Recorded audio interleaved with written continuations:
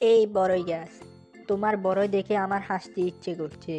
আমার গাছে কত বড় বড় আম, সবাই তো আমই খেতে পছন্দ করে, কে এই ছোট ছোট বড়ই খাবে? বড় আকার মানুষেরা নয়, আমার বড়ই ছোট হলেও স্বাদে কোনো কমতি নেই, বুঝেছো আম গাছ? বড়ই গাছ ভাই, তোমার বড়ইগুলো খেতে সত্যিই খুব মজার হয়। আহ টুনি, সবাই তো আমের পাগল, বড়ই খাওয়ার লোক কোথায়? ফলের আকার না দেখে তার গুণের কথা ভাবো আম গাছ। বড় ছোট সব ফলেরই আমাদের প্রয়োজন আছে।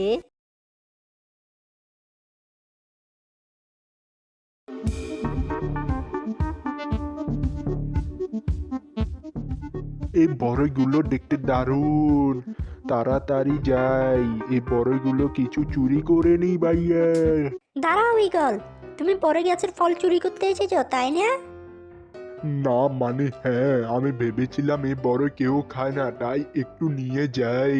এই আর কি, একটু চুরি করতে এসেছিলাম আর কি ভাই। এটা খুব ভুল করেছো ইগল, বড় গাছ আমাদের বন্ধু, ওর ফল চুরি করা সম্পূর্ণ একটা অন্যায়। তুমি ঠিক বলেছ টুনি, আমি আর কখনো চুরি করব না, আর বড়ই গাছের কাছে ক্ষমা চাইবো।